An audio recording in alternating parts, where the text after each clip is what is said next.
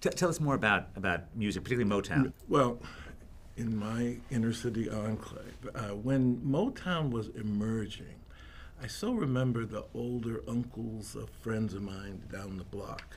I grew up on Gladstone Street, and there was a moment when it seemed like in every basement, every two or three men or women were trying to figure out, can we put together a harmony and sing and maybe go down to Motown and see if they can use us. But there was a great tradition. There's a tradition, it's really rooted in church music. Detroit had fantastic church music that I've never heard again since. And I grew up in this odd context. I'm an Episcopalian, which is not great black music. But I happen to have a best friend who, my church was so black and upper middle class that in the summer, the choir went on vacation because they had to go to their summer homes.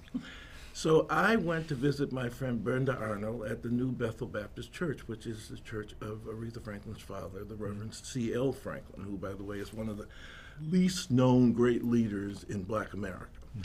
But nonetheless, I'd go there and I'd hear these people, like there was a little person they called her Little Sammy Bryant, who had like a bass voice, or the blind Reverend Moore, who had a voice just beautiful, or Aretha. So that was the music, and you see how Aretha's career kind of went from the church and out of the church, and all these people knew each other. I mean, Smokey Robinson was the best friend of Aretha's brother. So and C.L. Franklin distinctly didn't want Aretha to be a part of Motown because he wanted his daughter to have an international career like Diane Carroll. He wasn't interested in the Diana Ross part.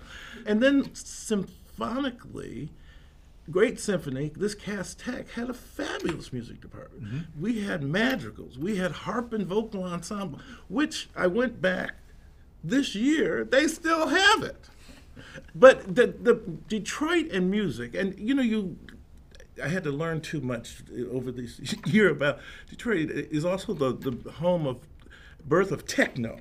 But Detroit's music scene has always been like a hotbed, and everybody wants to talk Detroit and economic development and says, well, why don't they invest in music? Which is a question. But really great traditions of music, both at the schools, public schools, and at the symphony level, but even going out to Ann Arbor. Ann Arbor had this tremendous University of Michigan music department. It's a real music state. I remember as a kid, as I told you, I played on the Mumford High School football team.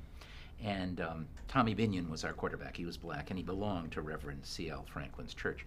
So he used to sneak a few of us white kids to the back of the church. There'd be 2,000 parishioners, but we'd go to see Aretha. And I mean, where else in America could you do that as a 16-year-old? It's pretty fantastic. Yeah.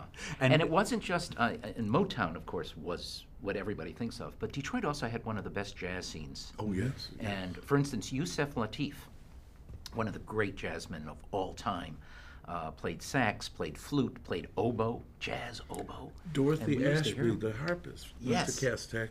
Yeah. Early jazz harpist, very important. So you think about Detroit, and you think about the auto industry, and you think about gritty, and you think about that, but it also had this incredible cultural environment that was just exciting for young people like Ken and me.